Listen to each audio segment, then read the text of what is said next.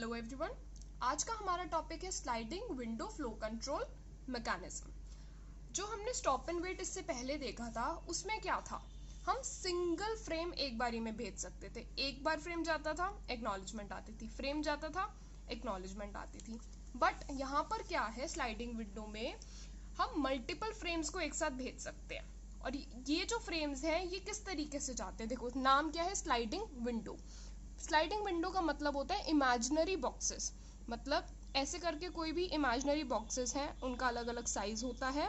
Size किस तरीके से होता है वो भी मैं बताती हूँ। तो स्लाइडिंग विंडो मतलब यहाँ पर कुछ फ्रेम नंबर्स लिखे होंगे 1 2 3 4, वो डिपेंड करता है, वो अभी समझाती हूँ कैसे। तो स्लाइडिंग विंडो का मतलब बस इतना ही है कि इमेजिनरी बॉक्सेस होते हैं सेंडर साइड पे भी और रिसीवर साइड पे भी, ठीक है। और इनके अकॉर्डिंग हमारा डेटा ट्रांसफर होता है और यहाँ पर मल्टीपल डेटा हम ट्रांसफर कर सकते हैं एक्नॉलेजमेंट आने से पहले।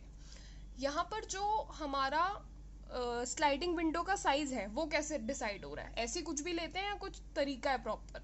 तो इसके लिए एक प्रॉपर तरीका है, इसको हम कहते हैं N bit frame sequence number को यूज करते हैं। क्या यूज करते हैं? N bit frame sequence number, ठीक है। और यहाँ पे जो n है, n का क्या मतलब है? Number of bits in the sequence number. Let's suppose हमारा n की वैल्यू मैंने ले ली 2, ठीक है। तो नंबर ऑफ फ्रेम्स मतलब हमें कितने इमेजिनरी बॉक्सेस लेने हैं वो कैसे निकलते हैं? 2 की पावर n, मतलब 2 की पावर 2 दैट इज 4। तो टोटल हमारे पास अवेलेबल 4 बॉक्सेस होंगे, मतलब window size, sliding window size 4 होगा, ठीक है। अब इस विंडो साइज की रेंज क्या होगी, मतलब इसके अंदर जो हम नंबर लिखेंगे वो कैसे लिखते हैं? 0 to 2 की पावर n माइनस 1, ठीक है। तो मतलब 0 1 2 and 3, रेंज होगी 0 to 2 की पावर n माइनस 1 और टोटल विंडो का साइज है 4, तो 0 1 2 3। अगर मैं n की वैल्यू ले लूँ 1 तो 2 की पावर n दैट इज 2 की पावर 1 दैट इज 2, तो टोटल अवेलेबल 2 और रेंज कितनी होगी? 0 and 1, तो फ्रेम साइज 2 0 1। अगर मैं 2 की पावर 3 भी लेके दिखा देती हूँ, n इक्वल टू 3, तो 2 की power 3 that is 8। So total हमारे पास विंडो का साइज जो बनेगा वो 8 बनेगा, 1 2 3 4 5 6 7 and 8। और रेंज क्या होगी? 0 से 7, 0 1 2 3 4 5 6 and 7, ये होगी हमारी स्लाइडिंग विंडो। अब मैं इसको पहले एक पूरे डायग्राम के हिसाब से एक्सप्लेन करती हूँ, फिर नोट्स रीड कर लेंगे। यहाँ पर हमारी n की वैल्यू मैं ले रही हूँ 2, ठीक है। तो अभी जो चीज़ बताई थी 2 की पावर n हमारा टोटल साइज होगा, तो मतलब टोटल साइज कितना होगा? 4। स्लाइडिंग विंडो 4 की बनेगी और उसकी रेंज क्या होगी? 0 से लेके 3 तक, 0 1 2 3। तो मैंने सेंडर और रिसीवर साइड पे यही करा है, 0 1 2 3 0 1 2 3, ये एक sliding window, second sliding window, third sliding window, ऐसे करके बनाया। अब इसका प्रोसेस एक्सप्लेन करते हैं। इतना समझ आया कि 0 1 2 3 क्यों बनाया और टोटल साइज 4 लिया।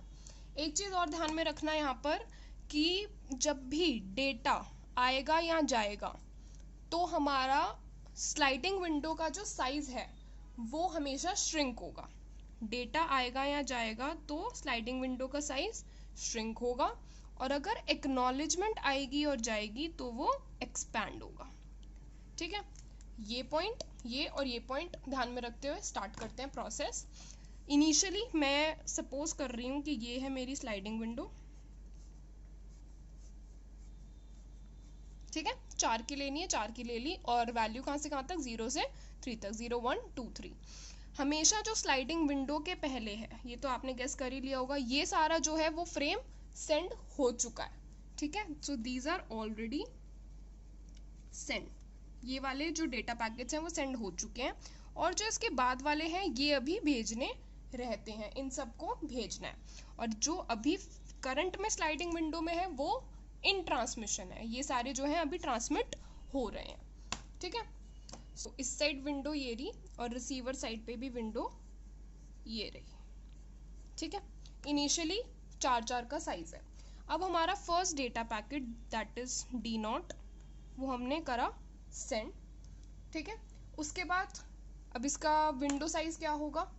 जब भी डेटा पैकेट सेंड होता है विंडो साइज श्रिंक होता है, तो एक से हुआ श्रिंक, ये बना 1 2 एंड 3 क्योंकि डी नॉट सेंड हो चुका है।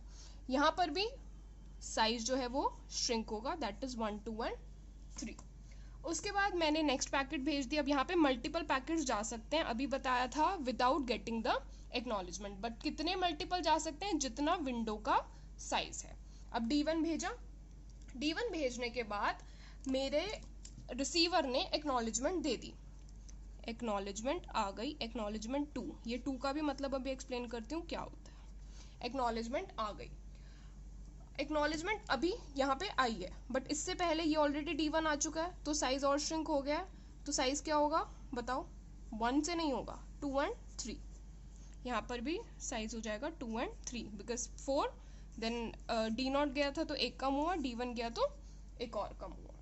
अब हमारे पास आ गई है एक्नॉलेजमेंट, तो हमारा साइज क्या होगा, इंक्रीज। इंक्रीज किस साइड से होगा, जिस साइड अभी और भेजने हैं।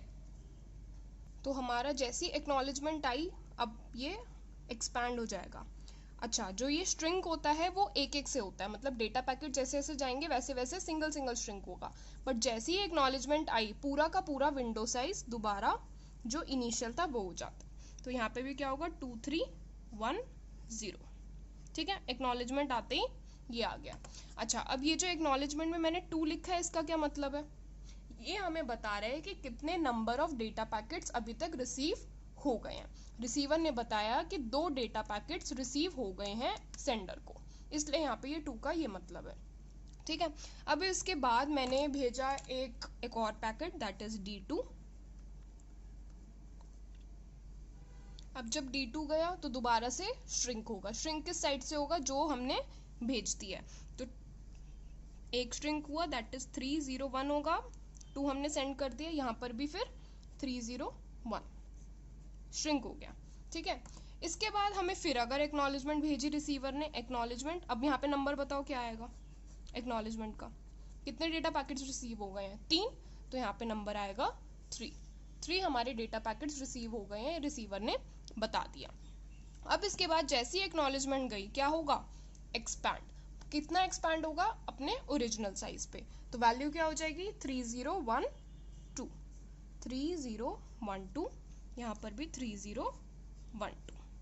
और ये प्रोसेस जो है ये चलता रहेगा, और यही हमारी स्लाइडिंग विंडो है। अब देखो इनिशियली क्या था, 0 1 2 3 डिक्रीज हुआ, जब भी डेटा पैकेट आया एक्नॉलेजमेंट आई तो हमारा इंक्रीज हुआ वापस अपने इनिशियल विंडो साइज पे, और ये प्रोसेस चलता रहा। अब ये चीज़ दिख रही है आपको 0 1 2 3, और अब कितना है 3 0 1 2, तो ऐसे दिख रहा है कि ये जो है ये स्लाइड हुआ है, स्लाइडिंग विंडो, इसीलिए इसे हम स्लाइडिंग विंडो कहते हैं। Right, I hope concept clear हो गया है। तो यहाँ पर जैसे हमने स्टॉप एंड वेट के कुछ पॉइंट्स देखे थे, यहाँ पे भी देखते हैं। यहाँ पे जो एक्नॉलेजमेंट है बताओ क्या वो इंडिपेंडेंट है या फिर क्यूमुलेटिव है। क्यूमुलेटिव का मतलब पहले होता है कि किसी भी टाइम पे एक्नॉलेजमेंट भेज सकते हैं, तो यहाँ पर किसी भी टाइम पे एक्नॉलेजमेंट जारी है। राइट, ऐसा तो नहीं है कि एक जाएगा तो एक एक्नॉलेजमेंट चाहिए, डी नॉट गया फिर एक्नॉलेजमेंट का वेट करा, नहीं करा, हमने D1 सेंड कर दिया। तो यहाँ पर जो एक्नॉलेजमेंट है वो क्यूमुलेटिव है। ठीक है, एक्नॉलेजमेंट 2 टाइप की है हमारे पास, इंडिपेंडेंट, जो हमारा स्टॉप एंड वेट था वहाँ पे हमारी एक्नॉलेजमेंट इंडिपेंडेंट थी, यहाँ पर क्यूमुलेटिव है। ठीक है, ओके, सो हमारा ये जो एक्नॉलेजमेंट का नंबर है इसकी बात समझ आ गई। ये जो है नंबर हमें बताता है कि कितने फ्रेम ऑलरेडी रिसीव कर लिए और अब कौन सा भेजना है। जैसे 2 था तो 2 उसने बताया कि रिसीव कर लिए हैं, अब 2 के बाद जो तीसरा है, मतलब रेंज वाइज तो इसका नंबर 2 है, बट वैसे क्या है 0 1 1 2 3, तो थर्ड फ्रेम अब भेजो। ठीक है, तो ये हमें बताता है कि कितने नंबर ऑफ टोटल फ्रेम्स मिल गए हैं और नेक्स्ट एक्सपेक्टेड फ्रेम नंबर कौन सा है। ठीक है, इसके बाद ये बताओ कि ये कौन से ट्रांसमिशन मोड में वर्क कर रहा है, सिंप्लेक्स, हाफ ड्यूप्लेक्स या फिर फुल ड्यूप्लेक्स। जो हमारा स्टॉप एंड वेट था वो वर्क कर रहा था हाफ ड्यूप्लेक्स में, ये किस में वर्क कर रहा है, it is working in full duplex mode. देखने में लगता है कि ये हाफ ड्यूप्लेक्स है, क्यों, क्योंकि डेटा जा रहा है एक्नॉलेजमेंट आ रही है, डेटा जा रहा है फिर एक्नॉलेजमेंट आ रही है, बट ऐसा ज़रूरी नहीं है, एक टाइम पे भी डेटा और एक्नॉलेजमेंट आ सकते हैं। So it is working in full duplex mode, जा भी सकता है आ भी सकता है at the same time. Next चीज बताओ, क्या ये पाइपलाइन है या फिर नहीं है। जो हमारा स्टॉप एंड वेट था वो नॉन पाइपलाइन था। पाइपलाइन का मतलब बेसिकली ये होता है कि एक हमने डेटा सेंड करा, बिना उसकी एक्नॉलेजमेंट मिले क्या हम दूसरे डेटा को इनिशिएट कर सकते हैं उसका ट्रांसमिशन। तो यहाँ पे क्या हम कर रहे हैं, यस, D0 भेजा, एक्नॉलेजमेंट का वेट करा, हमने नहीं करा, हमने D1 को सेंड कर दिया, फिर एक्नॉलेजमेंट आई, फिर हमने D2 को सेंड कर दिया। So it is pipeline transmission, pipeline transmission, ठीक है। और ये जो कॉन्सेप्ट यूज करता है वो पिगी बैकिंग का कॉन्सेप्ट यूज करता है, पिगी। और ये बहुत इंपॉर्टेंट टर्म है, ये आईपी वगैरह में आ भी रखा है, गेट पॉइंट ऑफ व्यू से भी इंपॉर्टेंट है। पिगी बैकिंग, पिगी बैकिंग क्या होता है वो एक्सप्लेन करते हैं। मैं डायग्राम बना के एक्सप्लेन करती हूँ। ये सेंडर है, ये रहा मेरा रिसीवर। सेंडर ने क्या भेजा, सेंडर ने सबसे पहले भेजा D0 और साथ में A0। ये तो है एक्चुअल डेटा, D0 का डेटा। ये जो A0 है ये क्या बता रहा है, ये हमें अभी बता रहा है कि अभी तक हमारे पास कोई भी फ्रेम रिसीव नहीं हुए हैं, ठीक है। अब ये वापस क्या भेजेगा, एक्नॉलेजमेंट तो देगा ही देगा हमें। एक्नॉलेजमेंट क्या देगा, A1। A1 क्यों, 1 का क्या मतलब है जो यहाँ ऊपर अभी एक्सप्लेन करा था, मतलब एक डेटा आ गया है हमारे पास। साथ में क्या भेजेगा, D1। अब ध्यान देना, ये सॉरी D0 भेजेगा।